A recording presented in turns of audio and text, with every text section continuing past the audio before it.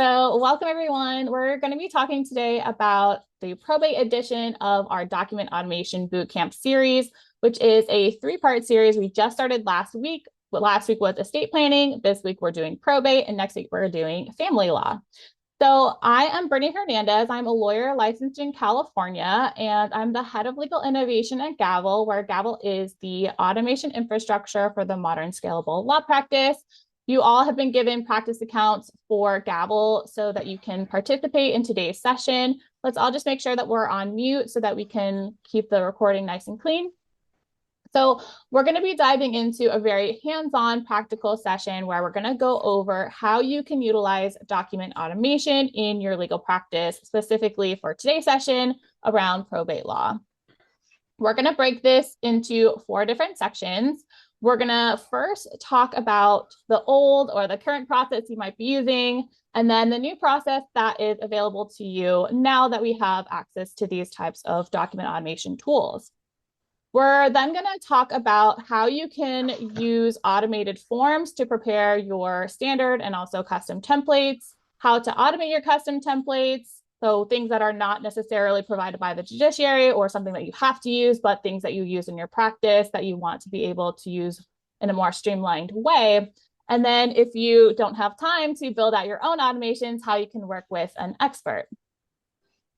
Maddie, I'm just going to ask if you can make sure everybody is all muted. That'd be awesome. Okay, perfect.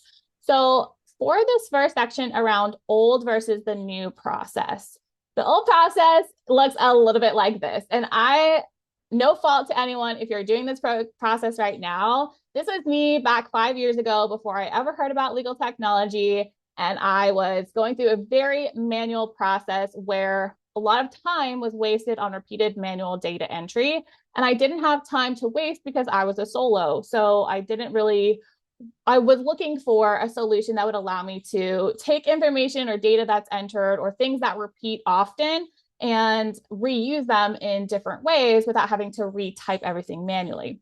So let's look at an example of this using some probate examples from Vermont. So for the old process, we have our, different versions of opening a small estate, closing a small estate, opening a formal estate, et cetera, et cetera. And in that process, we have so many different documents that we have to fill out, right? So if I look at all the different documents that I would need to complete in order to do this process, we've got all of these different ones, the list of the petition and the list of the inventory and interested persons and so on and so forth. So if you notice on each of these different documents, I'll need to put in the Superior Court's county. I'll need to type in the case number, something like this, PR, et cetera, et cetera. Then I need to go through and put in re estate of, etc. Notice then that I have to not only fill out all this, then the same information will also be entered on this document. I have to pick out the unit. I need to pick out the case number or write in the case number, put in the estate. That's the same information that's on this form here. Now I have to do it again, however many more times to make that all happen. Now, that is a complete waste of your time. You should be practicing at the top of your license, and we can eliminate all of those repetitive pieces by using a tool like Gavel to take all of those pieces that repeat or that vary from matter to matter or person to person and turn those into automated workflows. So when we talk about workflows, this is a series of questions and answers that allows you to add conditions around them so that you can reuse and repurpose data that you already have. So you could even use things like default values that let you take, for example, the information about the court or the county or the case number or whatever else, and we can just reuse and repurpose that information very quickly. I just want to point out that my colleague Maddie is in the chat.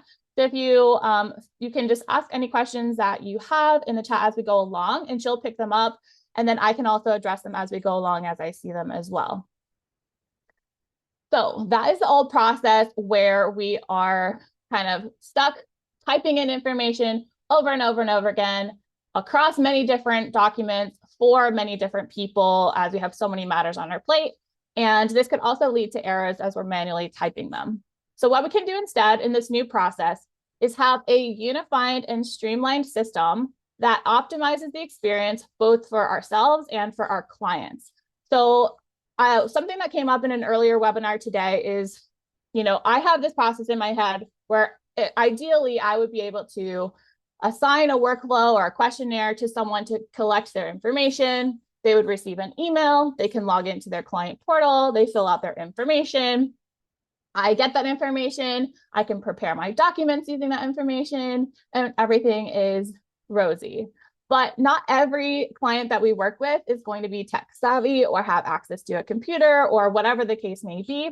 So what you can do is you can have your internal team members fill in that information using the Gavel workflow. Everything is still streamlined on your side, and you're just collecting that information or entering that information with your client on the phone, or they've sent it to you in some other way via email or whatever else. And you're able to kind of still on your end be really streamlined and intentional and strategic about how you collect data from your clients so that we can use them across multiple documents and prepare multiple documents at once. So let's see an example of what this new process might look like. Let's say, for example, that I am using a questionnaire that's going to open a small estate. So I would go to my Gavel account, I would log in, and I would find the workflow that I want to, all the different documents that I want to generate are included in this one single questionnaire. I would just say run. And in this case, this is a Vermont probate opening a small estate. It's showing me, or I have shown that I want to have these different documents can be included in here, including also an appointment of a resident agent. These are all of the standard forms from the judiciary website. And we can choose which documents we want to prepare right now. We don't have to prepare every single one for every single matter. So we can choose, we can select or unselect any of the different ones that you want. We're going to prepare all of these right now. I can have default values that say something like, this is the particular unit, this is the division, this is the case number, this is the case name. So obviously, if you would have different estates names for each person, or case names for each person, and case numbers. So you would just update those different pieces to go along with whatever your current case is. Then it's going to take all the information and consider what the next questions are going to be for them to ask around things like the parties information, things like interested parties, any of the document information. I think my internet is having a second, so give me 1 second. I'm working on the recording for everyone, right? Because my internet's kind of flipping out. Okay, perfect. Okay, so now we're going to go through. It's going to say the attorney is completing the form. So we can change the name here, but if it's usually the same person, we can put that information here. The decedent's information can get entered here, if they have a surviving spouse or not. The petitioner's information, any important party information. So I could enter in each person that is related to the decedent at this estate one at a time. So for example, I have kind of some pre-built ones out where I can add in some dummy data here. But if you had collected this in a previous example, for example, if you had the person fill this out or whatever else, then you can just have that push through. In my case, I'm going to have the current spouse's information or the surviving spouse's information and their date of birth. Let's say in this case, they're born, May 11th. So they've got their information. Let's call it 1938. They've got their information here. We'll just say like Richard Street. So you can see that you would just put any information that you don't already have for that person, or like I said, push through. And their phone number, email address, etc. And they're the surviving spouse. Then we can add another, and this is an example of a repeating item question where we don't know in advance whether someone has three people who are important in this case, 2 people, 4 people, etc. So Bruce asked, hi, Bruce, nice to see you. Does the system have any logic for selecting the correct court? You can configure all of the court information on the back end, which we'll play with a little bit later in this presentation. So Maddie is just pointing out that you could configure that for sure. For court addresses, a lot of times what people will do is they'll use what's, a CSV file, which you can use as one of your question types to pull that information for, their the address or the county or whatever else into your workflows. And then the Gavel questions just allow you to answer a single question, and it will generate those different pieces of information inside of your documents. But that's a really good question, and it's nice to see you, Bruce. Bruce has come on previous sessions with us, so it's really nice to see you. So let's say now we have our executor who's going to work on this one now. We can choose our different pieces of information here. Let's say that she was born in 1989, and her address here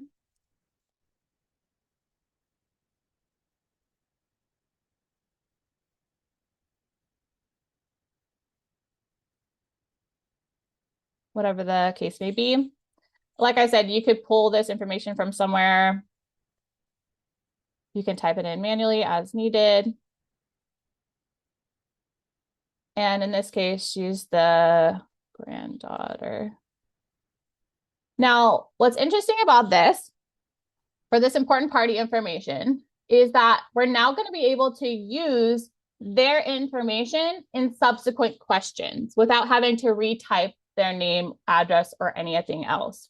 So now that we have them set up as parties in this case, or interested persons in this case, we can just select the name of the person that's going to be appointed the administrator or executor of the estate. Here, in that case, that's Demetria. And then we can ask additional questions or answer additional questions about the administrator consent to receive documents. Is the administrator also named as an executor? On the previous page, was there anyone who was a child of the decedent that are from a previous relationship? You can go through and answer all of these different questions. For the certificate of service, what are the different documents that are going to be served as well? And then who was served first? How were they served? Do we need to add anyone else? Yes, we need to add this other person. They were served this way, and we don't have anyone else to add. Petition to open the small estate. So we're going to go into those questions now. Did they leave a will? Yes. When was the date of the will? Are there any codicils to the will? So you can see that. So this is something called a pre-built or no setup automated form, where we're going through and we're getting to interact with a questionnaire that someone else built. You can customize this and build your own either from the documents that are standard forms or from your own templates, whether they be Word documents or PDF documents. In this case, we're now going to talk about the bond. If we had a surety, we could answer the rest of these questions. We have our different witnesses here. Our case type in this case is for an estate. We have these different pieces for what's going to be attached along with the inventory. We have the description of the item. This could be something like a Kia Niro 2017 with a fair market value, let's say, of, well, probably not that much. Let's be honest. There's known for this one, and then maybe they have some kind of jewelry or like a diamond ring, like 5.5 carats, and that's worth about $2,000. And there's no mortgage or lien. So you can see how you can quickly go through, add your different pieces, and instead of going from document to document, you are able to just kind of run through, answer the information that you need. In this case, we don't have like an appraiser who helped us with anything. We're gonna say like funeral expenses in the amount of, let's say $10,000 and whatever else. And then whatever for any known or reasonably ascertainable debts, if there were any. And then we'll go through. It's going to check all of the different information that we've entered. We can change our answers for any pieces that we have here. If we go through, and when we continue, now what's happening on the back end is based on the answers that we've selected throughout this particular workflow or questionnaire, it's going to populate all of those different documents that we need for this particular case, right? We're going to have the petition, we're going to have the inventory, we're going to have the certificate of service, we're going to have all actually broken out as well, the different waiver of sureties for each specific person, all in the span of however many minutes it took me to explain that and enter the information that we didn't already have. What's also happened is I've had this emailed to, in this case, I believe I sent it to the responsible attorney so that they're able to take a look at the documents. So I believe I had that go to the Gavel practice one, I believe. Give me one sec. So all of the documents have also been automatically emailed to here with all of the relevant information entered. So you could have that process to where you're not having to separately send this off to someone or email it to the responsible attorney. You're able to have these documents automatically sent off. You're also able to have them downloaded as a zip file where all of these are downloaded together at once here. And you're also able to individually review, edit, or change anything else you want in each of these documents based on the information that was entered. So we can see when the person died and the decedent's name and the county and the state of this particular person and the case number and all of the different pieces that we've entered for each of these different pieces. We're going to have to obviously print these and do all of our different signatures and everything else, but all of those different documents were able to be generated at one time. As I mentioned, we're also able to see that we have separate waivers of surety for the different people involved that automatically generated as well. So Elena asked, is this service also offered for New Hampshire? That's a great question. So the actual Gavel software itself is available no matter what practice area and no matter what jurisdiction. And you can take any forms from any subject practice area or jurisdiction and automate those with Gavel. We're currently running a campaign where if you have specific forms for your jurisdictions, as we're showing here for Vermont, and you want us to build those out for you, you can request that we do that or upvote them if we don't have them already. You can request that we create them going to this page here. I'll put that into the chat. Or you can upvote one if somebody has already requested one. For example, you can see that somebody's requesting a New Hampshire divorce or family law set. A lot of people in Indiana, New York, New Jersey, Maryland, and Michigan. And you can see from here which ones are in progress, how many people have upvoted something, and you can add a new document set request here as well. So that's a really good question. Maddie answered that we don't have any built out for New Hampshire just yet, but we're continuing to build out more. But yeah, as she mentioned too, anyone in any state and any practice area can use Gavel. So what you can see is that we're able to go from that old manual process of opening up each of these documents and typing in Addison for each single one, or selecting that and typing in the case number, or copying and paste it over and over, putting same information. The whole premise here is that if it can be repeated, it can be automated. Now, we can take this one step further because we have this information that we've just ran through this particular workflow, we can also prepare the closing documents for this estate by not even having to go through that whole process that we just went through right now. I can actually go into what's called the data manager. So we're logged into our accounts right here. I can go into something called the data manager here on the left on the toolbar. I can look by workflow, which means that I can see the past sessions that have been run for each individual workflow. So I can say, I want to go to the sessions where we have the opening small estate, and I want to take the information that was entered from this session where the person entered this information, for example, and I want to take that data and anything that's the same that could be reused, such as that court information, case information, client's information, decedent's information, anything else that's already been entered that needs to also be reused in the closing document. I want you to go ahead and push those pieces through to that workflow. And then now we only have to answer the questions that we haven't previously answered before.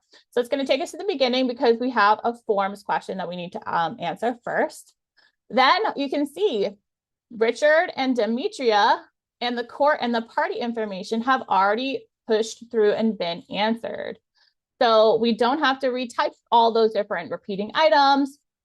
I just need to answer the information that hasn't previously been answered before. That makes it so much easier and so much faster because I don't have to retype their date of birth that we were sitting there while I did it, right? Their address and their state and their et cetera, et cetera.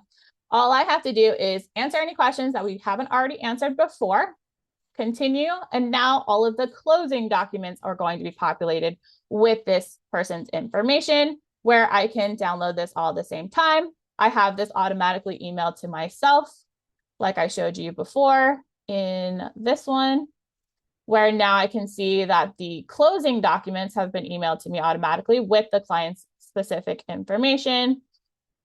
And that was that easy and that simple. All I had to do was say which session I want to push, which data I want to reuse, which workflow or set of documents I want to prepare with that information. And then I just push that through and answer any additional questions that I haven't answered before. So how are we doing so far before we go into how to use these and we're going to practice together? Are we doing okay? Perfect. So at this juncture, what I want everyone to do is I'd like for you to log into your specific unique login information that I gave you through email. If you did not receive something, it must be because you signed up just before the session started. So you can just send me a quick message in the chat, just privately to let me know. But for everyone else on the call, for Allie and Bruce and everyone else, just go ahead and go to workshop.gavel.io, find the email in your email inbox that gives you your specific login instructions. And I want you to just copy paste the username and the password that I gave you, and then just put in the chat if you have any issues signing in. Okay, because what we're going to do now is I'm going to have you go ahead and go through that process and play with the different workflows and questionnaires that I have sent over for you. We're going to do a smaller kind of version or example of this. I'm going to have you push through information from we can use the opening estate. You can kind of see that as well. But I also need to send you over a closing estate before we work on that one. Before we do that, and while you're kind of getting set up, I'm going to go through a couple more quick slides to show you where you can access these, how you can request them, and then reiterate how you can put in for a request if you don't see it. And then we're going to go into what to do if you want to have something right now. You can either build it yourself or you can hire a Gavel expert to help you. So for where to see which forms are available, you're going to go to the main gavel.io website, and I'll show you where to go on there. But once you do, you're going to see the process of how you can try or test one out to see how documents are populated, which information pushes through, how long it takes, or whatever else. And then also how to request access and how it can go through that process where it's going to push all of that information into your documents all at once. So firstly, to show you where to go to find the documents that are currently available.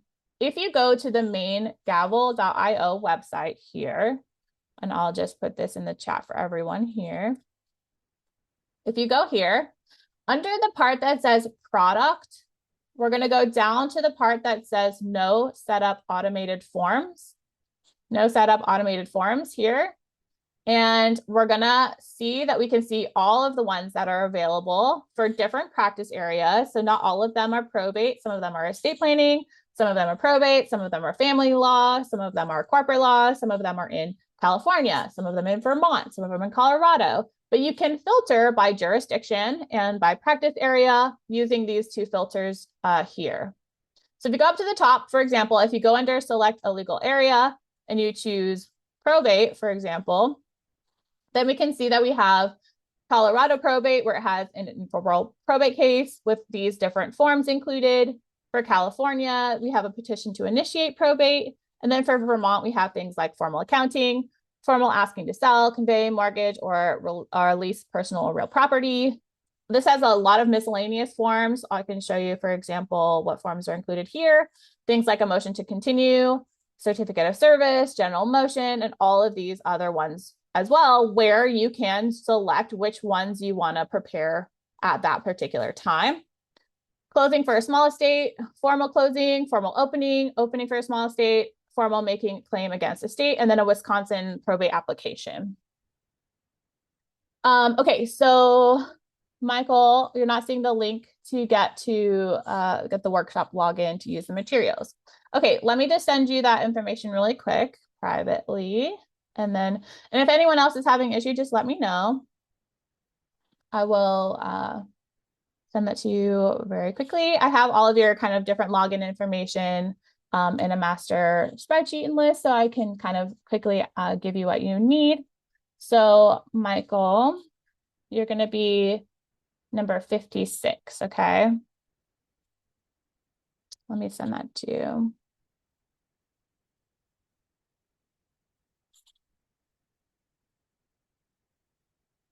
That's going to be your password. Let me give you your username.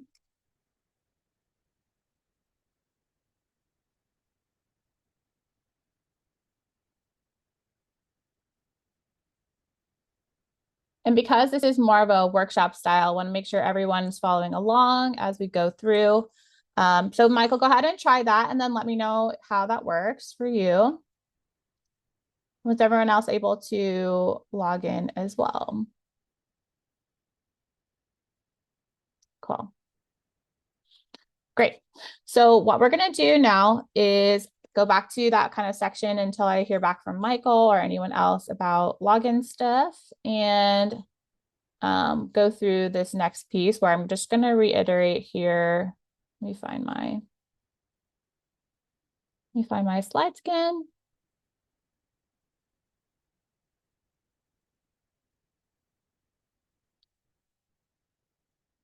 So as I showed you, so you would essentially, from that page that we were looking at, you see the option to either try the workflow or request access.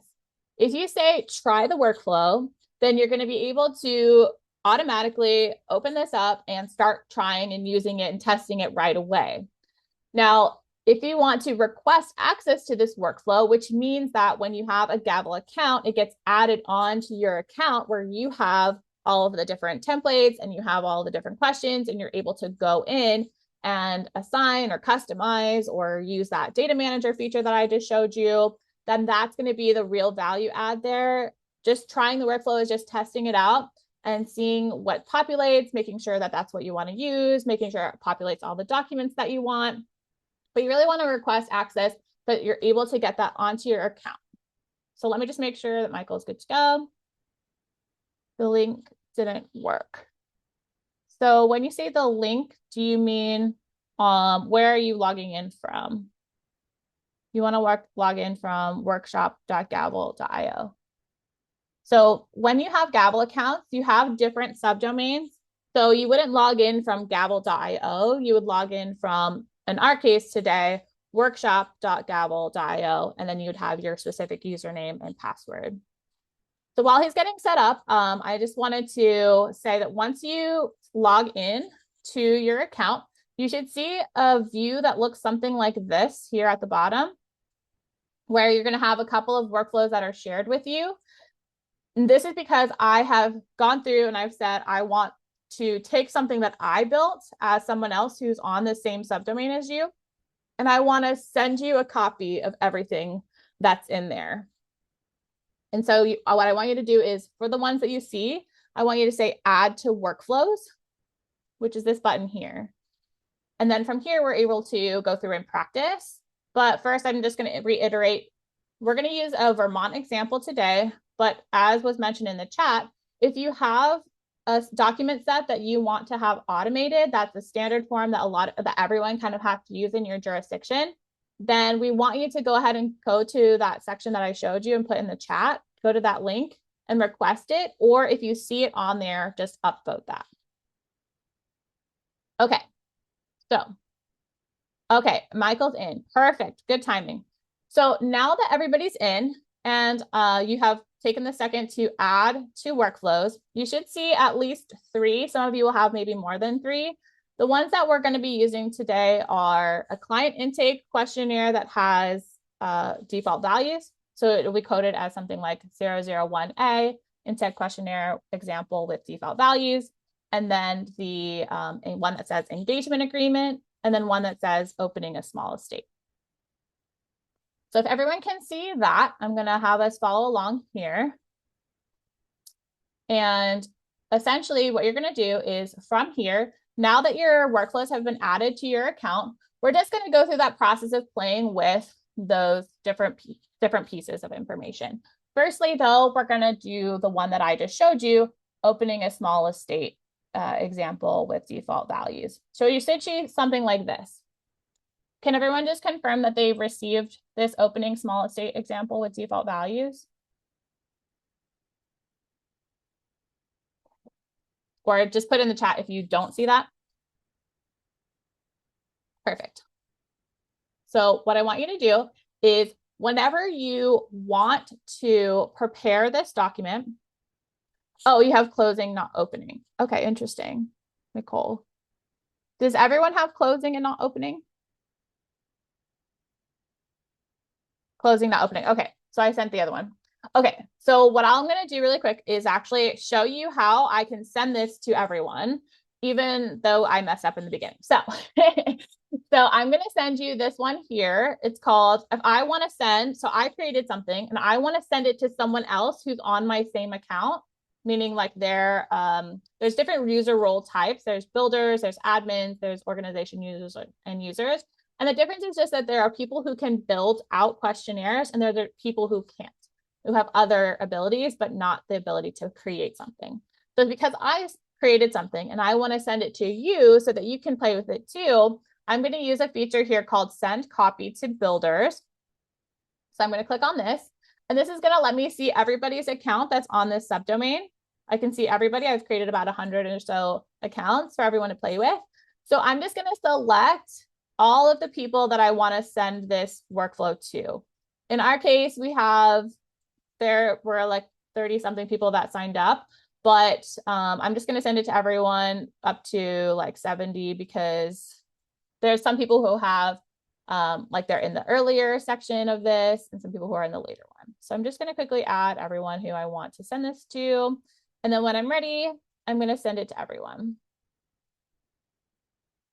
So while I'm doing this, just take a second to make sure that you're able to log in, ask any additional questions in the chat as you think of them, and Maddie can help you out with that. I think there's a couple of people who mentioned something in the chat as well. So we have about, yeah, that should be good. I'm going to say send a copy. And then all of these different people are going to receive what you saw in yours when you said you saw the closing one.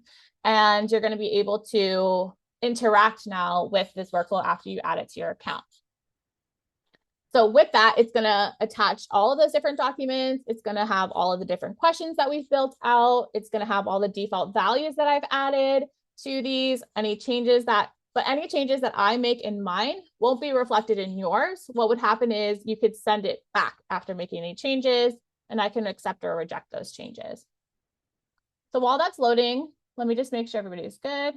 Closing, sorry, I can't actively participate. What can you watching? No worries. If you can't like actively participate right now, don't worry. You can always watch the recording back and let us know.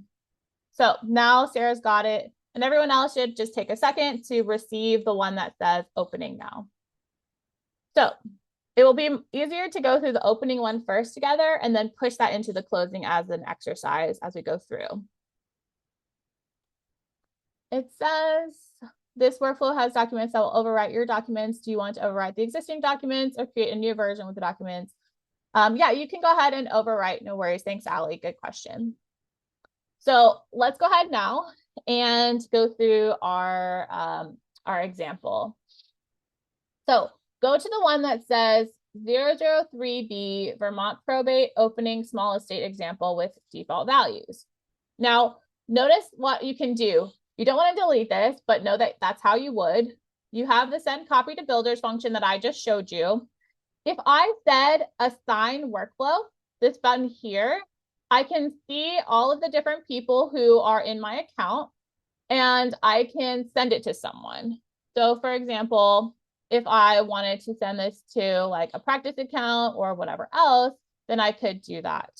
Or if I wanted to send it to like an organizational user, or for example, if I wanted to send this to a client. So for example, this one here, if I wanted to send this to this practice user, I could say, I want to send it to that person and I'm going to assign it to them. Then that person is going to receive an email that says, hey, you've been asked to fill this particular workflow out, and it's going to assign it to their dashboard, which is going to look similar to this, but it's going to not have the ability to create new workflows like that. Okay. Now, the other pieces that you can see here are you can duplicate a workflow, which just means make a copy of it, or you can copy the workflow link here. So if you copy the workflow link, instead of assigning it to someone, for example, you wanted to just shoot them the link from, let's say you're like on a call with them and you just put it in the chat or whatever else, you can just copy it straight from here. You can go into the editor and make any additional changes or edits to it, or you can run it, where run means that you're going to actively like engage with it, or what's called like the taker view. So from this taker view, we're able to produce all of the documents. In the editor, we're editing and changing the questions, and maybe like if we have a typo or something, we can change that and change what actually looks like on the taker's view. But in the taker view, we're going to produce the documents. So what I want you to do is from your dashboard, I want you to, for that one, say run so that we can get to this screen. So once everybody's there, we're going to be able to kind of continue through similar to what I showed you, but I want you to have the kind of mechanical experience of clicking buttons and typing things in and playing with that and seeing what questions come up as we go along. So for this one, we're going to prepare these different documents. So we're going to go and say continue. From here, we can select the different forms we want to automate. In my case, I'm not doing an appointment of a resident agent because the person who is the executor for this is a Vermont resident. So I don't need to put that one in for this one. And I do want a waiver of surety for the estate administration bond because we don't have a surety in this case. So whatever the case would be for you, you would select or deselect each one depending on what you want to prepare. Go ahead and say continue. And you can see that I have put Addison as a default value, but if you wanted to, you could change this to any of the other options here. The Superior Court Division, in our case, it's going to be probate, but you can see the other options are here if you want to use this for something else. You can put in your case number. In my case, I put 25 PR 00123. And our case name in this case is the estate of Amelia B. Demonstration. So these are all what I've put in as default values. We haven't pushed them from anywhere. When I went into the workflow, I said, I want certain things because they come up a lot to show up. And then, or make it to where I just have to edit the end, for example, or I just have to edit this part here. So you can customize this to how you work or who you normally work with. Also for that court information, like Bruce's question was, where he said, you know, what if I want to be able to kind of get information about a lot of different pieces or have conditional logic around these things? You could say, for example, if I say Bennington, then I want you to populate this other information about that court unit or whatever else. So let's go ahead and continue. For the attorney completing the forms information, in this case, I do want you to actually change the attorney email to your own so that the documents can get sent to you, because the way that I have this currently set up is that it's going to go to my email, my fake email here. So go ahead and change your attorney email to be your email address here. And then you can change your attorney name here if you'd like to as well. So take a second to do that. Now we're talking about the decedent's information, right? So we have the decedent's name. In this case, it's a fake person called Amelia B. Demonstration. She has a fake address, 123 Amelia Street in Addison, Vermont, 05491. We have her date of death that's populated here. But if you wanted to change this or you were doing this yourself, You could either type this in manually like this, where you say like 01, 26, 2025, or you can use this little show date picker. You can select any option here. You can scroll back to different years and so on. Does the decedent have a surviving spouse? Yes or no. So if you say no, then it's going to change different pieces in the document. If you say yes, then you can click that one there. So let's go ahead and say continue. For the petitioner's name, in this case, it's Demetria B. Demonstration. We're going to continue. So you would put obviously whatever the information would be for your actual case. For the important party information, and maybe even Maddie could kind of explain this as well, but the idea here is that we're adding people who are going to be important in this case so we can reuse their information in the future, like I showed you in the first example, where we had like Richard's information. And this is blank now because in the past, when I showed you the example, I had put in the information that one time. If I was going to reuse that information, like I showed you in the closing example, I wouldn't have to retype this here. I'm just having to retype it because it's a new session. So if I wanted to push and reuse that information, I would go and do that through the data manager where I showed you here in that process. But in our process, we're going to just put some fake information so that you can practice typing some stuff in. So for the name, in our case, we have Richard E. Demonstration. We're going to say his date of birth is 05/11/1938. His street address is 123 Richard Street in Addison. Actually, the funny thing is I've actually never been to Vermont before. So I had to look up all this information for zip codes. I hope I got that right. 05491. If it's not right, it's Google's fault. And I think they're usually like 802 numbers. Just put 802 555 and then like 3241 or whatever else. He has a fake email address, richard@email.com. And then interest or relationship to the decedent is he is the surviving spouse. Now, this is going to be the part where we are adding another person. That's that piece where I told you this is called a repeating item, where we can have 0 of something. For example, we could have a question that says in the beginning, are there any important parties that you'd like to enter? If you say no, it's going to skip this part. And if you say yes, it's going to allow you to enter between 1, 2, however many you need. So this is also useful for children, for grandchildren, for heirs, beneficiaries. Sometimes people will do it like this, where we have this kind of everyone who's important in this case goes on one page. And then we can reuse that information on the future sections where they say who gets what and who was served what and so on. You can do it like that. You can have this where it's not on a single page, but instead you say, do you have any more that you'd like to add? And then you say yes. So you can kind of really customize how this looks. But in this case, we're just going to say add another, which is on the bottom here. We could have Demetria B. Demonstration. And then we have her date of birth, which I think we said was like, whatever it was, doesn't matter. May, let's say 26, 1989. And her address is Demetria Street in Addison as well, Vermont, and then 05491. And then her phone number, we can make this like 802 555 and then just whatever numbers you want. And then hers is actually going to be demibdemo@gmail.com. And she is the granddaughter. Okay. Now, we could add more people here if we'd like to, but since this is just a demonstration, you can know that however many people you would need to have be involved in this case, you can add here by just saying add another. We can continue. It's going to give us one more chance to review and edit or add any additional people, or we could take people off. If we just added that and then we're like, oh, actually, we don't need that person, we can delete them here, or we can edit their information here if we messed up on their date of birth or whatever else. And then we can add more if we need to. So from here, we're going to say continue. We can see now, as I showed you before, we have the name of the person being appointed for the administrator or executor of the estate. In this case, it's going to be Demetria. And then do they consent to receive documents from other parties via email provided, which we had put before? We can say yes. Are they also named as the executor in the will? Yes or no? In this case, yes. We can continue.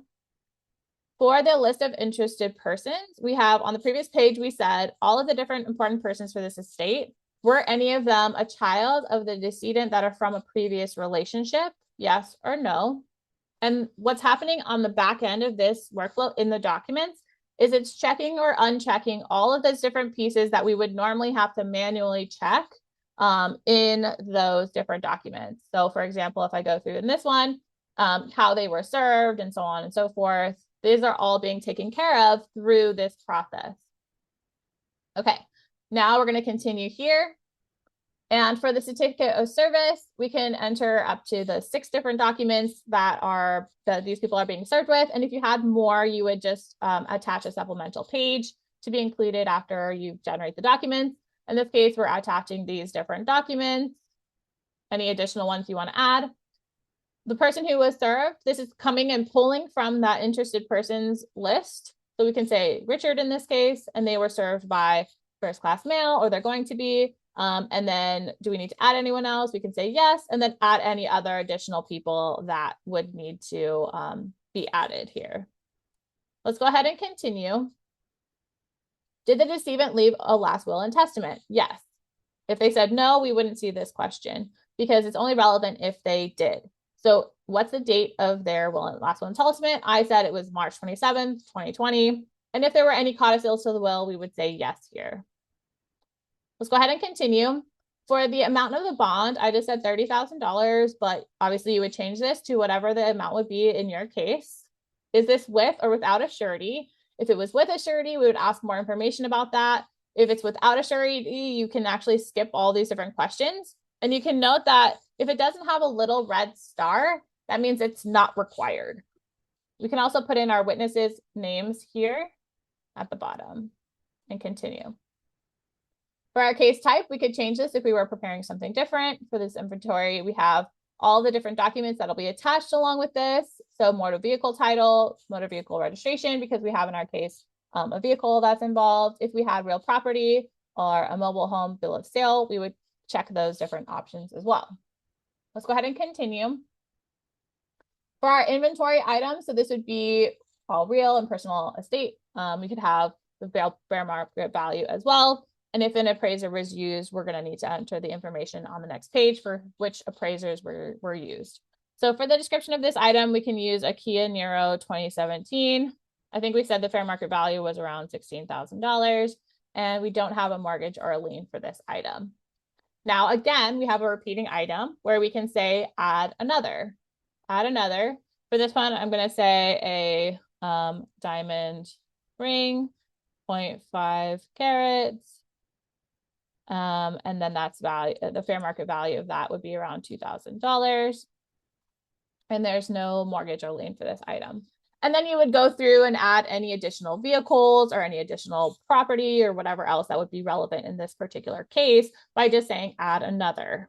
But in our case, we're just going to say continue. We can edit or we can take off any of the things that we wrote, and we can add more here if we need to. Let's go ahead and continue. For the appraiser's information, we're going to skip this because we didn't use an appraiser for any of our particular items that we entered. So we can just continue past this one. And then we have any outstanding funeral expenses and debts for small estates. So paid funeral expenses and debts. So we can list any of these different pieces. We can say that we paid the funeral expenses, and we said they were about $10,000.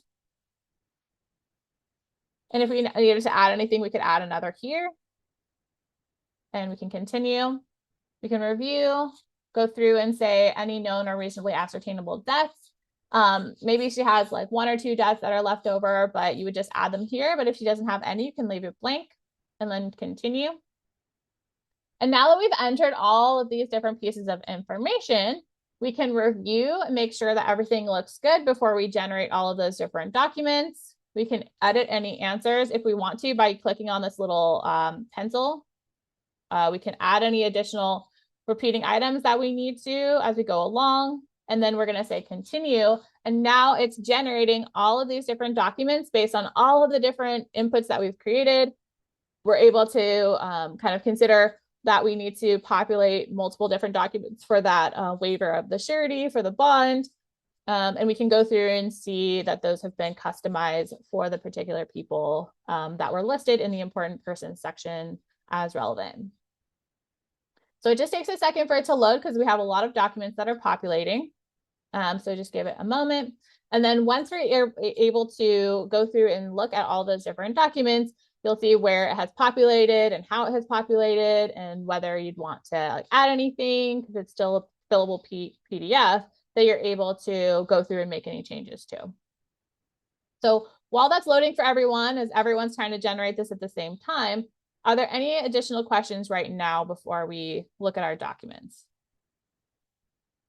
Okay, just put it in the chat if you have a question. So we have all of the different documents generated here. We can see that they've been also customized to have the decedent's name attached to them, as well as for the where it's relevant, just the interested person here. If we wanted to download all of these, we can download them here, or we can review each of them individually here, for example, to see how the documents have populated with the different information. As I mentioned all the way at the beginning, we don't have to retype or reselect one by one which unit it's in. Retype the case number, retype the estate number. All the different logic that's happening in the background is helping us to where we don't have to go through and make any different check marks because it's already been done for us. The petitioner's name and address and phone number and email have all been entered as well. We've already indicated that the person is named as the executor in the will. The date has automatically pulled through as well. The different people who are listed for the interested persons has already been listed as well, and so on for each separate document where each of these different pieces is put here for each of the different documents, right? So that is how we're able to run through and quickly generate all of the different necessary documents that we want to prepare for that particular matter or client all at once and reuse all of that information. And in my case, I've had this automatically emailed as well, as I showed you before with all the different documents attached. Now, you mentioned that a lot of you already have the closing on your accounts as well here. So if we run that, I just want to show you what it looks like from here. So if we say run here for closing now, so this one will be coded for you as 003B Vermont Probate Closing Small Estate Example with Default Values. Way too long of a name, but it's good for me to remember. And the reason why I've put this different coding for 003B, you don't have to name them like that. I've just done that because in the order or hierarchy of this particular dashboard, it goes from 0 to, by number and then also by alphabetical order. So it's just helping me to have these things go to the top. And then I've made it to where it's like in the process, stage 1 would be the intake information for a client. Stage 2 would be engagement of that client. And stage 3 would be executing their documents or the service that I've been engaged to do for them. And then the A's and B's are just master templates versus specific different variations of that template, for example, in different practice areas and so on. So if you're confused by that, don't worry. It's just for me internally as well. So what we're going to do, like I said, is go to the one that says 003B, Vermont Probate, Closing Small Estate Example with Default Values. We've said over here, run, so that we can kind of see what that looks like. A closing small estate would include a report of a fiduciary of a small estate, a receipt, and a certificate of service. So for this, we could continue through and play with this, select which forms that we want. We would put in any case number. But in our case, we have already ran this before for probate, where we can just, instead of typing in any information here, we can just push that information in here and we don't have to retype anything. And the way that we would do that is we would go back to our dashboard. We'll go into our data manager. Because you've run this, you should see this by your workflows. In your workflows, you should see the one that we did for the opening small estate. So we're going to click on that one. And for you, you'll see which one it is for you. And in order to reuse and repurpose that information in the closing documents, what we are going to do is we're going to take the session that we ran. In this case, it's going to be this one here. I'm just going to check the mark right here. And then you see how this now allows me to select different workflows that I can use. So that's going to let me go through and say, I'm going to search for 003B closing small estate example with default values. And then I can say, push this into that one.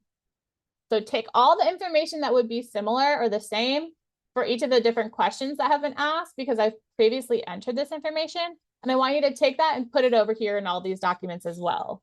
So now if I continue and say which forms I want, now it's going to skip past that court information and party information because I've already entered that information in the previous opening. So I'm just confirming any information, adding any additional context. For example, if there was any property or cash that the administrator or the fiduciary received, make any selections in regards to the property and or cash. For example, if there's full or partial satisfaction of the interest in the estate, and then any report of fiduciary for small estate checks that we need to apply here. For example, if they've paid the funeral expenses or they've attached the receipts and so on. And then they just go through. Now that we've already had that information pull through, we can just say continue, and it's going to populate all of those different documents for us. Okay, let me see. How did you select and push the information to the new workflow? Good question. So let me go back. If you go to your dashboard, all the way at the beginning where we're able to see our workflows here, do you see this part here? Just when you log in, your normal part that you would go to. If you look on the side, you might have your side label collapsed. So you would just expand that so you can see what I'm looking at here. Do you see the part that says Data Manager right here on the left? You're going to click on that. And that's going to give you the option to search by workflow. And like we said, workflows are just these different separate questionnaires. So I'm going to say by workflow. And from here, we're going to find the session that we want to pull the information from. This is normally, or a lot of the times, this would be a client intake form, for example. But in this case, we're pulling from this opening small estate example with default values, because this is the one that has all of that great detail about the different parties that are interested, their names, their email addresses, their date of birth, all of the things that we're going to have to reuse again, as well as the information around the decedent. And then from here, in order to push all of that great data into the other one, which is the closing one, we're just going to check the mark right here. Do you see that right here, Michael? We're just going to select it like this, whichever session you want to use. If you have a lot of sessions that have been run in the past, you can use this option to filter. If you look on the top right, you have like bulk actions where you can delete a lot of things at once, or you can filter things. So you could say something like, if the user name is something, or if a particular, like the decedent's name is some value, for example, you can filter that down so it's easier to find. And then from here, once we've selected the session that we want to reuse or repurpose the data from, then we go to this section that says push into another workflow. You're going to select this little arrow, and then you can search for the one that you want to push it into. In our case, it's called 003B, closing small estate example with default values. I'm going to select that one and then say push by clicking onto this button here. So I can say push, and then that's going to take all of that information, and we're only going to answer questions that we haven't previously answered in the past. So we're going to continue. We haven't previously answered in this particular workflow which forms we want to produce, because there's different forms in this one than the other one. So then we're going to say continue. We have all of that court information and party information already pre-filled out and getting pulled into this subsequent question about the person being appointed, which has already been pre-selected as Demetria because that's how it was in the previous one.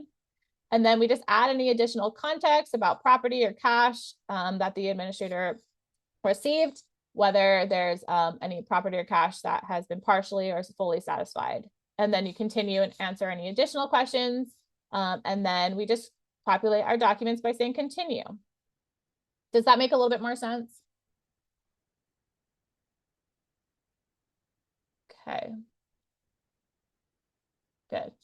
So then we could go through, we could download all of these, or we can review each of these individually to make sure all the information has pushed through the way that we want them to. In this case, for example, we have Addison, our case number, our estate, our fiduciary's name, the different selections that we made. The date has pulled through, the mailing address has been properly formatted, and we have all of our Demetria's names, etc. that needs to be done here. Awesome. Great. So it sounds like everyone's tracking pretty well so far. If you do have any other additional questions before we move on to the next section, just let me know. But now you can see how you're able to use these pre-built automated forms in the example of Vermont, where we said, if you are in a different jurisdiction, you can request or use whichever ones that are already pre-built out, because we already have California, Colorado, Vermont, and Wisconsin for different pieces. If you're in New Hampshire, for example, that was brought up earlier, you can either upvote or add a request for that document set. But what we're going to go into in this next piece is around if you want to just create your own based on the forms that you have as well. So let me get my slides back up here. And we're going to go into that next section, which is going to be around now automating custom templates. So we've talked right now about all of these different documents that are standard forms. So these are forms that you have to use because they're from the judiciary and you have, very specific things that you must use for these cases. But there are going to be some templates that you've created over the course of your many years in practice that you want to be able to streamline and automate in the same way that we just saw with the different examples that we had here. For example, that would look like engagement agreements or any letters to clients that are standardized in some particular way. We can actually build our own versions of these workflows using the same tool that just allowed us to use these pre-built ones, right? So for anything that we want to build, we can use Gavel as well. A good way to do this and to start is to map out the process that you have for your clients as they go from meeting you for the first time to engagement to delivery of services. And so you want to think about this, or I think about this in 3 pieces, but yours might look a little bit different. But generally, it would be something like intaking information about a client, engaging that person as a client, and then executing on whatever we've been engaged for, kind of in the process that we showed with our templates and form sets, is that we took information that was collected or we entered that information, and then we've pushed it around into different templates and form sets. So I see it as these kind of 3 pieces. We've kind of covered this piece in a way, but I want to now cover these intake and engagement pieces. And what's really important when we think about these first 2 sections around intake and engagement, as well as in the execution stage, we want to think about some foundational elements, which are user roles and client portals, which can show you an example of data management and persistence. That's similar to how we showed that you can push information from one workflow into another, and then a variable strategy and a library. So let's go into kind of each of these pieces individually. When it comes to that idea of user roles and client portals, what it looks like is when someone has a Gavel account with us, they're going to log in, and if they haven't taken any or been assigned any workflows, it will look like this. And remember how I said that the different user roles are differentiated by who can build workflows and who just takes them. So they want to see their past sessions. So it looks something like this, where in this case, we have our practice user. They can have their information, but they don't really have anything else because they haven't really been, in this case, I previously assigned them something. So now that it has refreshed, we can see the one that I assigned to this person is here on their dashboard. So they've also would have received an email that says that they've been asked to, they've been assigned a workflow and you need to log in to see it. So they've been able to go through, they can see it here and they can say run from here, input that different information, and whatever they answer here as they go through is going to also live in their account so that whatever information they enter, they can reuse when they pick it up again. So as you can see, I've only just started this workflow, but I can see my session here as the client. I can view the answers that I've already entered, and I can continue and pick up where I left off, which is from here. Okay. We're not going to type in all the information again because you already know that part. But if I had the client, if I had assigned this to them, sent them the email, had them kind of go from that process and run this workflow while they're logged in, anytime I send them, let's say I assign them obviously there's going to be some that your clients can do and some that you would do. But let's say, for example, that I was going to assign them that closing one, then anything that was the same that they've previously entered would also push through for them too as a value that they've previously entered. So they're not also, as the client, retyping information that they've already given you because it's stored here in their client portal where they can log in, see their answers, and continue and pick up where they left off and be assigned workflows and bundles and everything else. So that's what a user role differentiation looks like, where I am a builder and they are someone who just takes the workflows. They can't change anything that's in the documents. They can't push information from one workflow to another. They just run workflows, take them and enter their information, and then can pick up where they left off. Okay. So the next piece that we talked about, we've already talked about user roles and client portals, data management and persistence. The piece around variable strategy and the library has to do with how information persists and can be pushed from one workflow to another. So one way that I like to think about this, which is a very foundational element of all of these different building pieces, is to have a consistent variable strategy. So we're able to push the information from the opening to the closing because for the questions that have to do with the decedent and the petitioner and the attorneys and all those different pieces that are the same, have underneath them in the editor the same variables. Now we haven't practiced that, we haven't looked at that yet, so we're going to go into that a little bit more in our next step. But just to say and remember that I said that this is a foundational element for how you're able to really take advantage of the ability to push data from one document set to another and prepare multiple different documents at once. So the way that we're going to practice these different pieces and using and automating custom templates is through this kind of process. So the first thing I need you to do is I'm going to give you the link to a workflow that I'm going to have you use to get access to some templates that I made for you. So I'm going to send you the link to a Gavel workflow that I want you to run to get some documents from me. So I'm going to go to my dashboard. I have a practice templates workflow. I'm going to say copy workflow link, and I'll just drop it here in the chat for you, right? So let me just do that now. So I need you to go to that link. And from here, you can see that I have certain things defaulted: the limited scope engagement agreement, the anti-coercion insurance disclosure, and the caregiver's authorization affidavit. I don't want you to use the uniform statutory power of attorney right now, so I've left that unchecked. So this is another instance of default values where in the editor, I've said, generally, these are the things that I want people to say, but they can change their answer if they need to. So let's go ahead and continue. And in my process of building this particular workflow out or questionnaire, I have said that I want only the documents that were selected to be produced.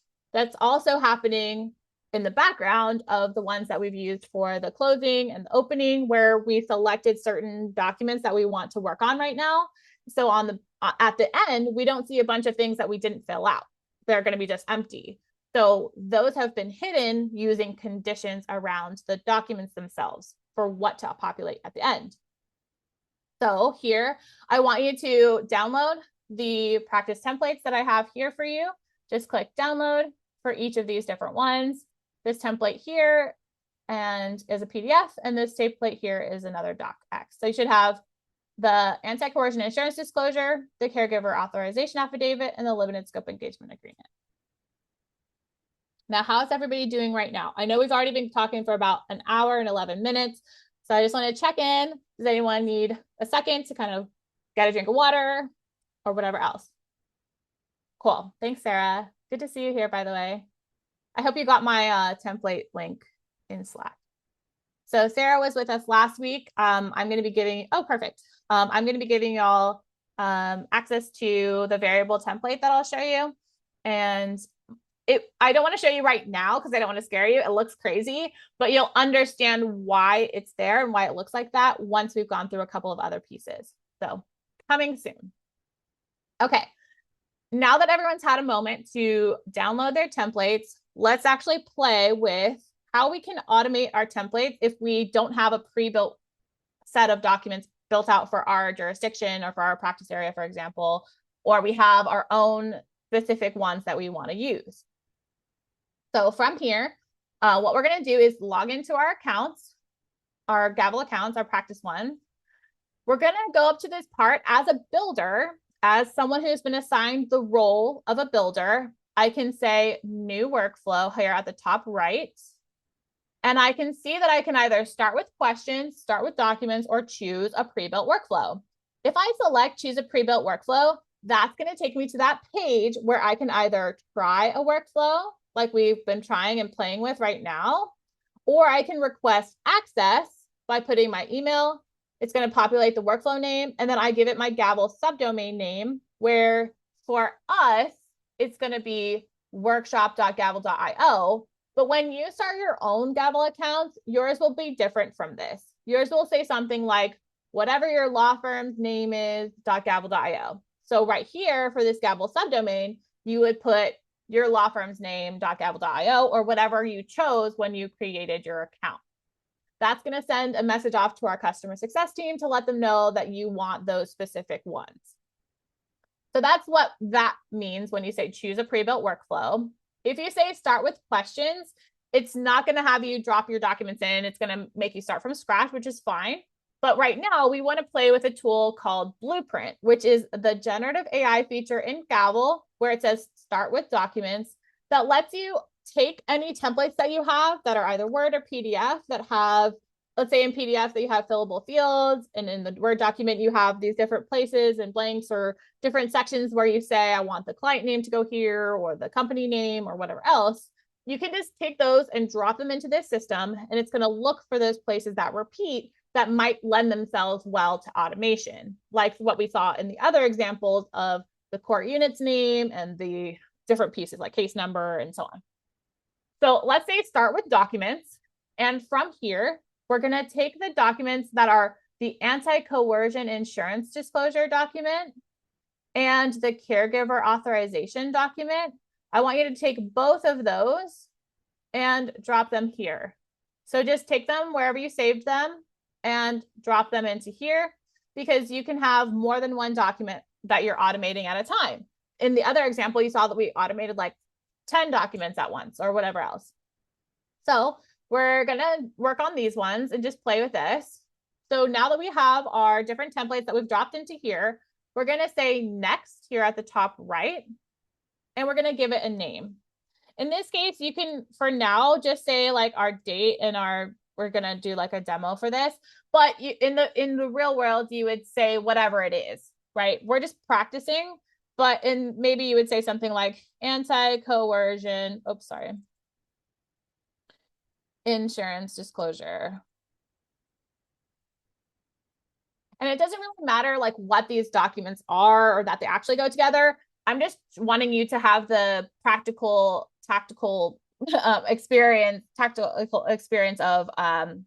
experience of playing with this tool.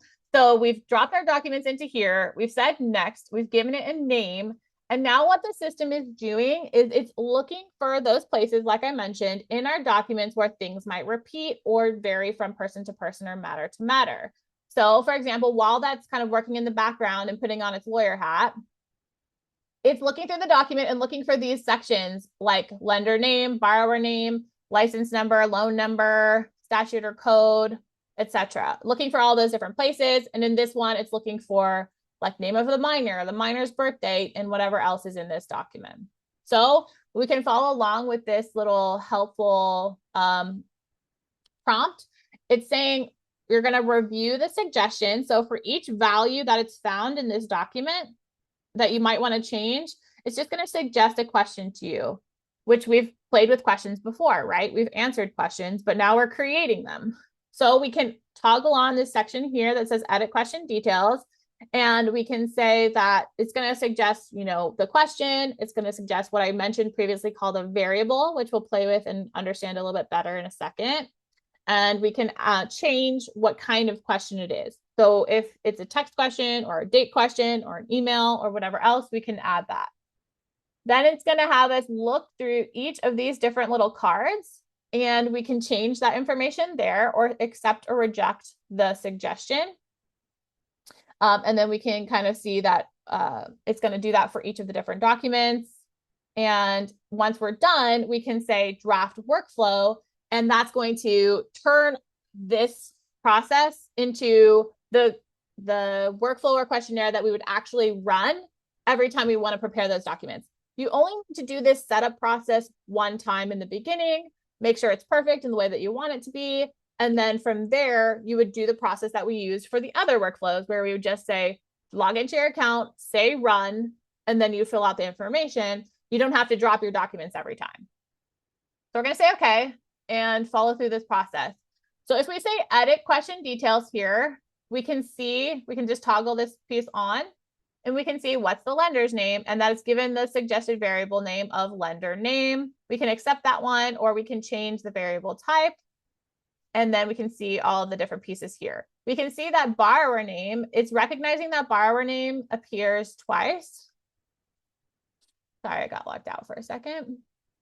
That's okay. If you got logged out for whatever reason, you can see the one that says variables ready for review and just go back into that section here by saying edit. And then you just go through, you can see all of the different suggestions and different variables that are suggested, as well as the questions. Accept or reject them, change the different question types as needed. Sorry, I think I'm having an issue here on my side. I don't think anyone else is having an issue, right? Maybe just put in the chat if you are getting kicked out like me. Okay, so I'm back up and running here. So I just needed to refresh. So you can see that the borrower name instance, the one here, you can click on these if you want to kind of bounce around and see where they're suggesting, making that suggestion. I can see that the borrower's name, this one here, can appear twice in this document. Now, this is a very short document. It's just 1 page long. But imagine if this is an 80-page document and that particular variable or input shows up 100 times in that document. This will be really useful in just consolidating that into a single question so that we're never having to repeat our information that we already have. You can toggle between the documents. So this is a Word document example. And then if you click on this one here, if you see my cursor here where that says ready for review, you can toggle back and forth between the documents to see and make any edits to the questions as you want. So it's recognizing that this is the name of the minor's birthday, the authorizing adult's name and their address, their home address line, what they are. It's recognizing each of these different pieces. And it doesn't get it right every single time. It could be, for example, that you need to update something or you want to change the language for a question that's suggested, for example. Let's say instead of like, what is the birth date of the minor? You'd say like, what's the minor's birthday, for example. You would just edit that here directly in the card. You would say, what is the minor's birthday? And just change that. But in our case, let's say we're happy with everything. What we would do is we would say draft workflow. And now the questionnaire that we would interact with in the future is being created, and all the documents are being attached to this particular workflow. and the different variables that were suggested have been populated into the document automatically. So what we can see here is that if we just save this and run this, then we can go through and we can answer it like we did the other questions. What's the lender's name? What's the license number? What's the borrower's name? What's this? What's that? And if there was something that we would want to push from one workflow to another, for example, if in most or all cases, the borrower is our client or the lender is our client in whatever case, then you would want the underlying variable to be consistent with whatever the other ones that we use are for our workflows. So you can see this has broken these up into different pages. If your toolbar is collapsed like this, you can just click on it right here to expand it. And then you can see that you can kind of pop through and see what's happening in the back end of this editor. And looks like there's a question. How many documents at once can Blueprint manage? Is there a limit to the number that will work in a workflow? Because I know you can't add additional ones via Blueprint after the additional upload or build. That's a good question. I don't think there's actually like a limit, but yeah, we've never pushed it to its limit so far. So I would say maybe it would take a little bit longer to process, maybe versus 2 documents versus 14 documents, for example. It might take a second longer to process, but I think it would still be able to look through all those documents. So just something to test out, and you can let us know if you hit a limit at all. But so far, we haven't. So you can see that you can see all the different questions. And now that we're in a different view than we've ever seen before, I want to point out a few things. So when we were in what's called our dashboard, you don't have to follow along. I'm just going to show you at this point for this piece. This is our dashboard where we go and log in. When we log into Gavel, we end up here by default, because this is where we can manage, delete, use, send, or assign different workflows depending on what we're trying to do. We can copy the link, we can run it, or we can edit it. When we say edit, we're going into the editor view, which looks like this, because this is where we can add questions, we can take away questions, we can modify questions, we can add documents, we can change the settings, we can do anything we want in this editor. Okay. So Sarah said she'll let us know if she hits the limit.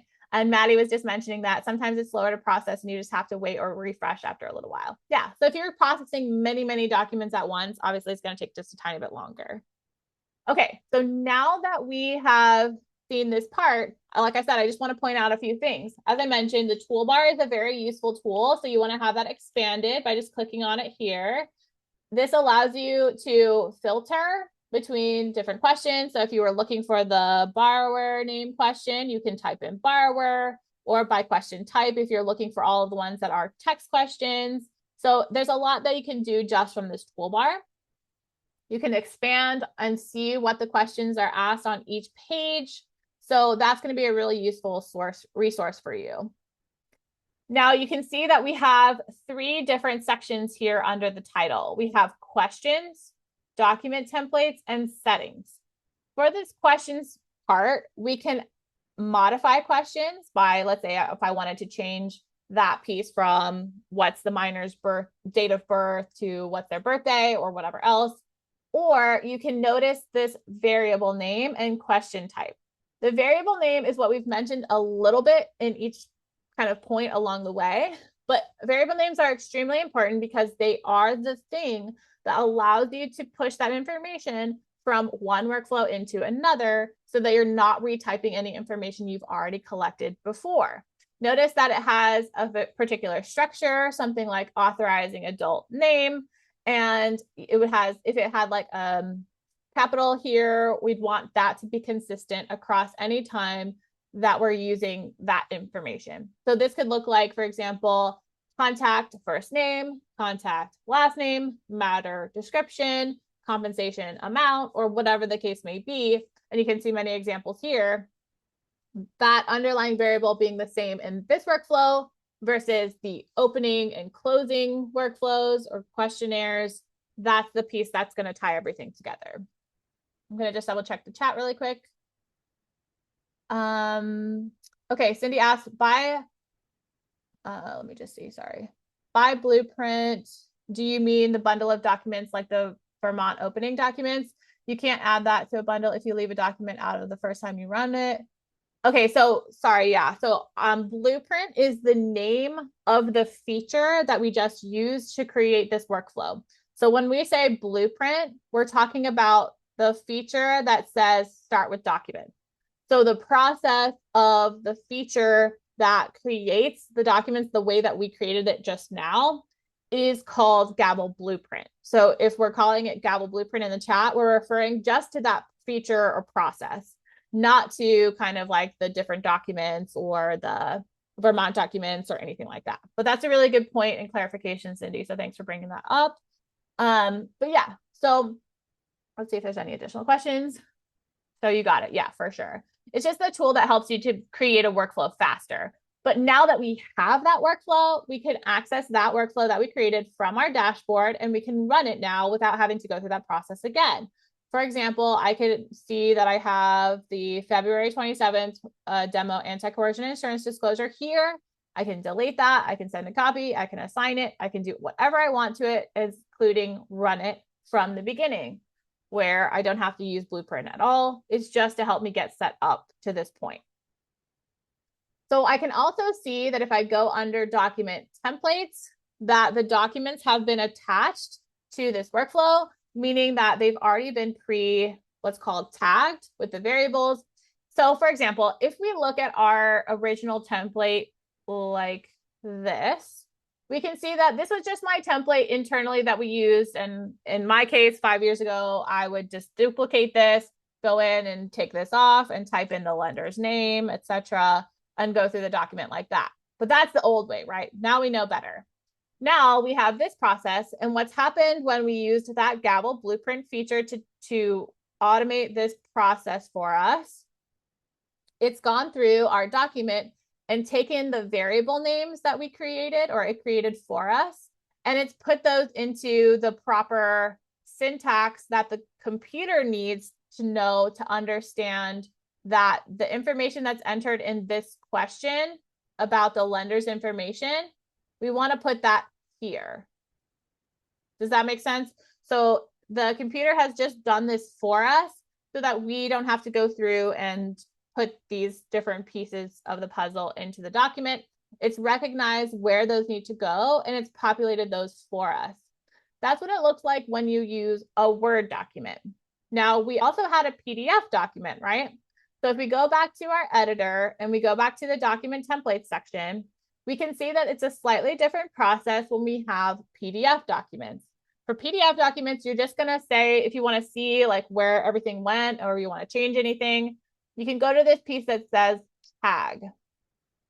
So before we download it from here to take a look at it, but for here, for the PDF, we're going to click on this part that says tag. So for tag, we can see all of the different places that those variables got inserted for us, and we can click on them and interact with them. So we could change something to a condition, for example. So this is saying it's already done the condition for us. Insert this value if parental advisement. The question is, I have advised the parents, or I'm unable to contact them. So it's actually done this condition for us, but you could change this if you wanted to by clicking on it and saying, I don't want anything to go here, means untagged, or if I want to enter something that it always is the case that it comes out that way, or if I want to insert the variable where the variable is just the answer to the question that was asked, or the conditional value, which is in the case of only check this box if the person said, I've advised the parent. So that is how we can quickly and easily take documents, our templates that we use on a regular basis, drop them into Gavel's Blueprint feature to turn them into the kind of automation that we experienced when we played with the pre-built ones for Vermont Probate. So like I mentioned, you would use this process if we haven't already built one out for you, or if it's still waiting to be built because it's on the list for requests, or it's something that we're upvoting right now, or something that we're working on. So if you're somebody who wants to use this right now, you can still use this particular process in the same tool, same subscription, same Gavel, in order to use both the pre-built workflows and these ones that you create yourself. Okay, how's everybody tracking right now? I'm very impressed that so many of you have stayed on for this long because we're already at an hour and a half. There's more that I want to share with you, but I just wanted to quickly see that everybody's doing okay.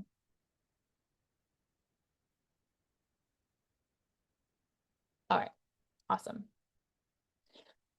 So if you want to start doing some more building with me, we're going to get into things like the word add-in, and we're going to create our own workflow using the engagement agreement template, which is the third template that I had you download. So the first thing I want us to do, going well. Thanks, Bruce. So the first thing I want you to do is, let me share my screen for a second. And you're all being very patient with a couple of different connection issues that I've had. So I appreciate you being patient with me. So we're going to go back to our dashboards. You can always get back to your dashboard. Like I'm kind of flipping through different tabs, but if you're in this view and you don't have your dashboard tab open, you can just click dashboard right here on the top right next to your name or your email or whatever it says there. You can either open this in a new tab if you're not done working in here, or you can just click on it and it will take you to your dashboard like this. That's how you get back. Okay, so from here, what I want you to do is we're going to install something called a word add-in.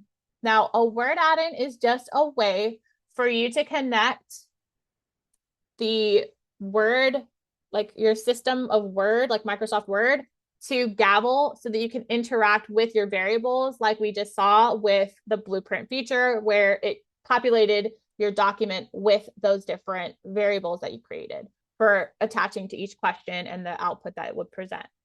So in our case, what we're going to do is I want you to just open your template that says limited scope engagement agreement. Just open it.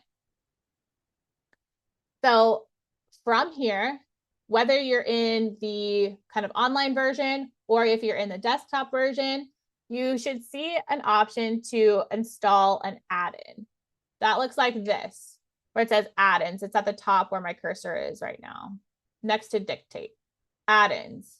This, however you can get to the store, right? We want to go to the add-ins store. So look for add-ins.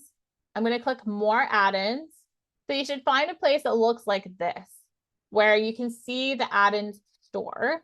And from here, you can search for Gavel. So we can search for Gavel in the add-ins store, and we can say add and continue if you don't already have this. Some of you are current customers and you'll already have this installed if you've been kind of creating workflows. But if you don't have this, that's how you would. And it would see something like this when you install it. You'd see what's called a splash page that looks like this. So I just want to make sure everybody gets to this point.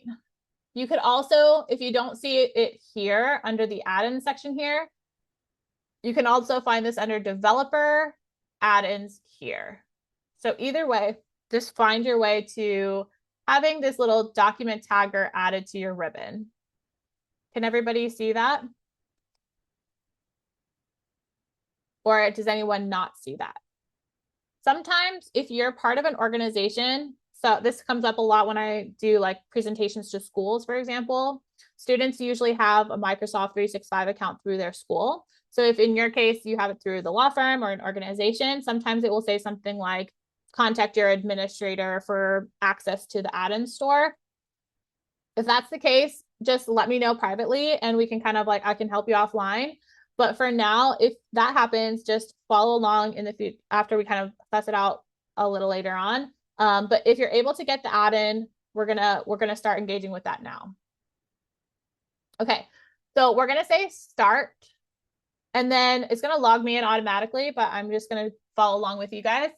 So what we're gonna do is you can expand this to make it bigger or smaller by just grabbing this side piece here.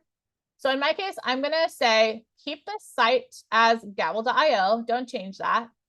Where it says client name, it's not referring to your clients. It's referring to your specific subdomain, which we've talked about a couple of times now.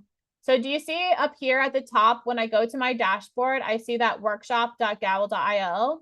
We're grabbing this part, workshop. because that's our subdomain for this particular exercise or this particular Gavel account that we're all using. But yours would be something like VT estate or law firm name, whatever, .gavel.io, whatever you choose when you set up your account. That's going to go here. So I'm going to look for workshop. And this API key, or you're going to type in workshop, just type it in. For the API key, the way that we get this is go to your dashboard, which is this, where you log in and see all your different workflows. Do you see the part that says settings right here? Click on that. And you're going to see a section that says API keys. API keys. Click on that. And then this is where we're going to create a key that we can copy and paste into that section. So this is going to, what it's doing is it's connecting our Word account with our Gavel account so that we can interact with the workflows that we create. So in this case, I'm just going to put this for mine, but you can put something else. You can just say Word add-in, for example. And then say create a key. Just click on this button here once you've given it a name. And then it's going to give you a long, weird number and letter combination. And then you're going to say copy API key, and you're just going to paste that into here. Just copy it, paste it into here. So what we've done is we've kept site the same. For our client name, we've said workshop because that's the name we have here in front of gavel.io. And we've created an API key that we can copy and paste into this section here. Once we've done that, we're going to say sign in. And once we do, we'll see that we can create or see, I'm sorry, not create. We can see and filter through all of our different workflows that exist in our dashboard over here. So I can see if I wanted to search for a 00A, my practice templates, I can do that here by just typing in whatever I want to see. Great. Has everyone been able to get to this point? Or has anyone not been able to get to this point? Great. So I know that's been a lot of like little technical pieces, but the point of what we're doing is that we're trying to create, we're going to create a workflow that will allow us to manually enter the variables into our document. Now, you can be asking like, why are we doing this when Gavel Blueprint can do this for us? I want to show you different options and also how you would, if you wanted to make any changes to your document, how you would use the add-in to do that and how you can add conditions to your documents, for example, if you wanted to. So just follow along with me so that you can kind of see that process, knowing that you have these other tools at your disposal as well, such as the pre-built workflows, which is somebody else built it. A Gavel expert has built that for us to use. But if you don't have your jurisdiction right now, you can use Gavel Blueprint to do that process. Or if you have custom templates that you want to use and kind of go through this process, you can say and or use Blueprint and this process that we're doing right now. Okay, so now that everybody's set up there, what we're going to do is we're just logged in. We can see our template and the different pieces that need to be automated. And the process that I want us to kind of go through here is considering that this is our engagement agreement. We would want to be able to prepare this in a very efficient way by taking information that we collect from our intake form when we first talk to a client at all, and they give us their name and their email and whatever else, and how we can take that and reuse it and repurpose that for preparing an engagement agreement. I'm going to quickly show you the example that I've already prepared so that you can kind of see this. But the first thing I want you to do as we do that is actually follow along to complete the intake questionnaire example with default values. So on your account, you would have added to your workflows the one that says 001A intake questionnaire example with default values. Log into your account, see that there, and we're going to run this. When we run this, we're going to see that I've created this for you where you're able to see the general information, contact information, address information that we're going to collect from our client. So I've had some default values here, so we can go through this quickly, where we have the prefix, the first name, the middle name, the last name. If they prefer to go by a different name, sometimes if you're called William and you like to go by Bill, or Joseph and you like to go by Joe, the person can enter that here if they have a preferred first name, their gender assigned at birth, preferred pronouns, and how they heard about us. Continue. Keep this information just the same. The person's contact information, continue. The person's mailing address, they can continue. And then we can review that. So this would typically not be completed by you. You would have this sent off to your client and they would fill it out. And you would want to do that in that strategic way of having them log in so that they can benefit from that data persistence and the ability to save their work and come back to it, for example. Okay, I just want to address a quick question here in the chat. Is it best to run a document through Blueprint and then use the add-in to modify the Blueprint, or start with the add-in? Good question. So running through Blueprint allows you to get that first draft really quickly. Then you're going to want to edit it in the Word add-in. So that process of going to the Blueprint first and then using either the PDF tagger in the case of using a PDF, or the Word add-in to make changes and then just update it, that's possible too. And then to build the workflow, you can start with your documents, for example, like we did with Blueprint, or start with questions like we're going to do right now to start from scratch. But you just know the difference would be that you would write out the questions manually. So you can start with Blueprint, then edit, especially when you're just getting started for the first time. So thank you for asking that question. A great question. I just want to show you lots of different options in this example so that you can choose what you want to do for your particular situation. So now that we have this, I'm going to say continue, and then that's going to log that we completed this questionnaire in our data manager. So I want you to just go to your dashboard, go to your data manager, and now we can see that we have completed a session that we can reuse later on. But now you can see it here. Okay. If we go back to our workflows, what we're going to do here is create a new workflow. So we say new workflow. You have that option to start with documents like we talked about with the Blueprint. You have the option to choose a pre-built workflow we talked about with the ones that look like the Vermont Probate and the opening and closing, and there's other ones that you can choose as well. In this case, I just want to show you now this third option to start with questions and what the difference is there. And it'll also highlight the value of using the Blueprint feature because it does a lot of this for you. We're just trying all of these different pieces out. For this one, we're going to call this, in my case, I'm going to call this demo February 27th, so I can delete it later, but you can name it whatever you want. We can call this something like limited scope engagement agreement and say create. Just say create. You'll notice that when you say create, you'll be able to be taken automatically over to your editor view. Your editor view here. Maddie said kind of in the chat as well for Cindy's question about what's better, the Blueprint or starting from scratch like this.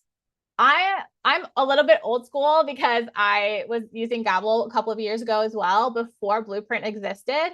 So I've been able to kind of get used to starting from scratch, but I definitely see the value in grabbing your documents and dropping them to here and then just editing it from there and adding any, so you're not wasting time asking like, what is your first name? It's already done that for you.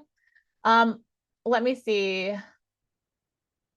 So Michael has said the problem he's found with starting with Blueprint is that the questions all get organized by each document and how the information appears in the document. So for example, so he had some preferences around how his information is shown to the user and how his information is structured in the documents. So for him, he might want to start in this point. So that's why I'm kind of showing you the differences. So if you prefer this option, you have it as a resource for you to know how to use it. So from here, what we're going to be doing is automating our limited scope engagement agreement. So what we can see in our document is we're going to create the workflow first before we enter anything, before we enter anything into the document, because we want that to be set up perfectly first. So from here, what we're able to do is change the name of this document. And I just realized something that will make this go a lot faster, but I'll just show you this really quick as well. And then we'll do the other process. So where it says like new page, you can actually change this to something like welcome, or if you, because this is going to be used like internally, not client facing, you could just call this like engagement agreement. But you can change the title of this. So if we save this and we say run, you can see that we're starting to build out one piece at a time this questionnaire, which goes back to that question about when do I use Blueprint? When do I use this from scratch? How much time do you have? If you want to set this up really quickly, but you don't care as much about like the control aspect, then use Blueprint first and then use the word add-in to make changes. And when we say use the word add-in to make changes, what we mean is you can go in and you can say, I want to put a variable right here.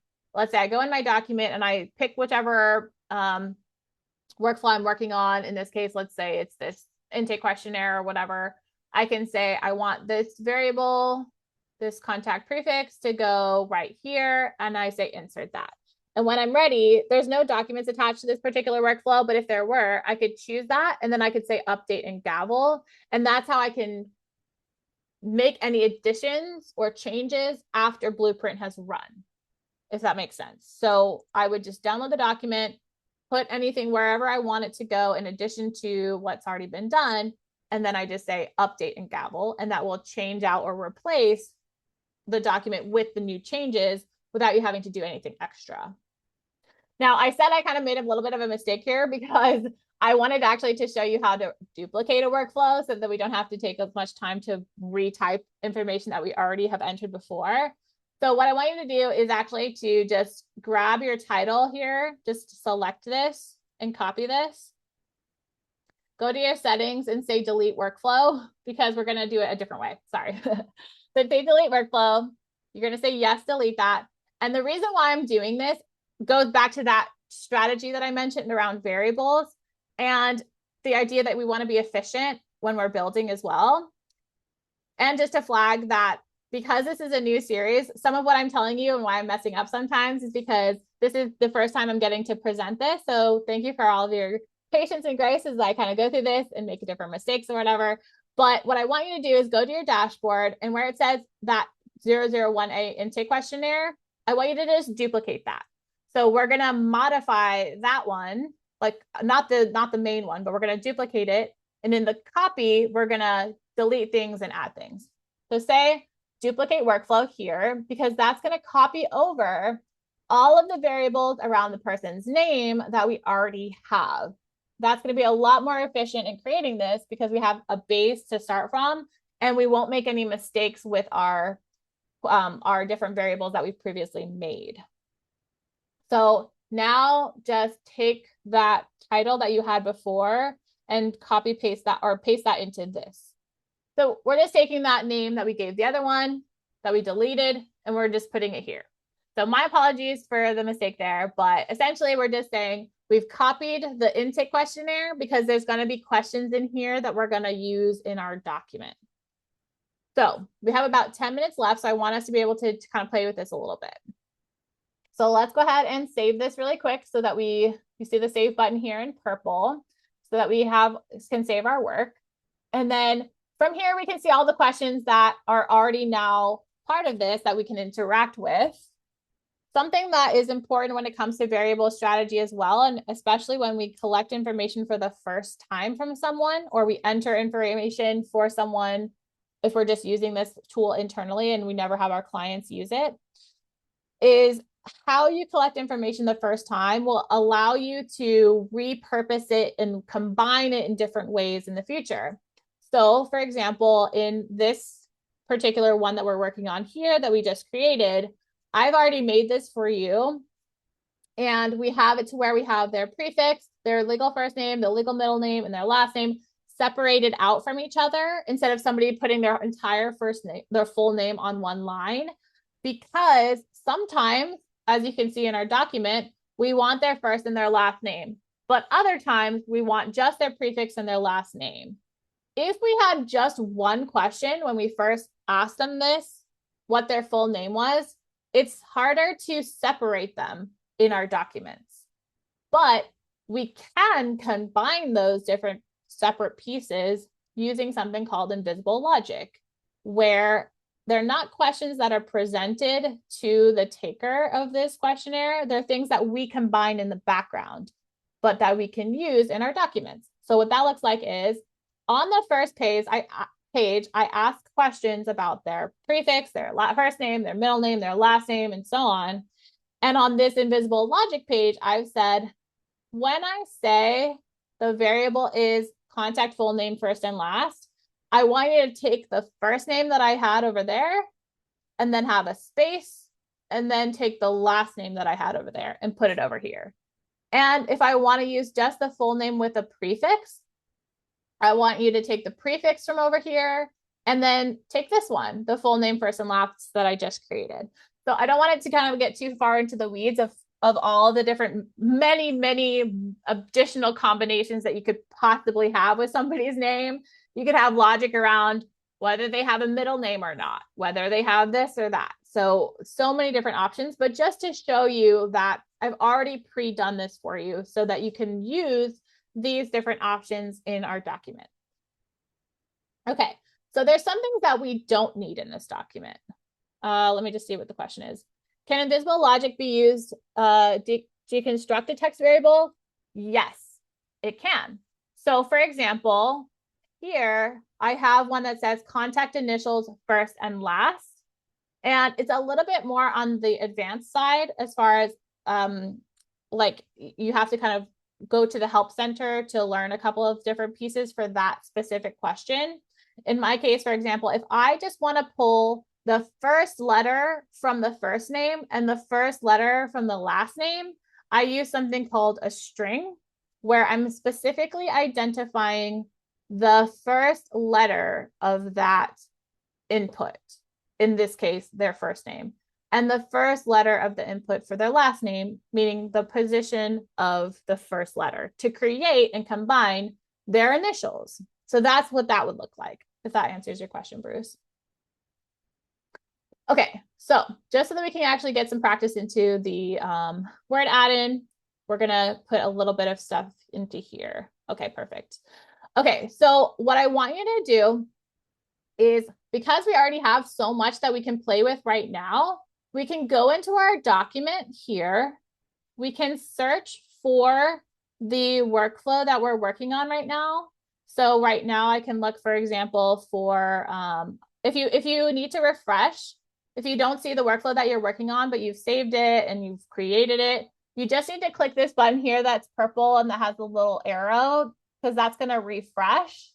So I should now be able to see the one that I'm working on right now, which is demo February 7th, limited scope engagement agreement. So click on that one.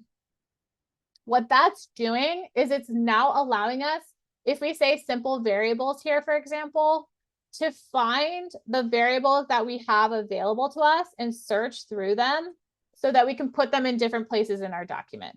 So this is the process that Blueprint has done for us in that previous example where we did the anti-coercion insurance disclosure and the minor caretaker's authorization document.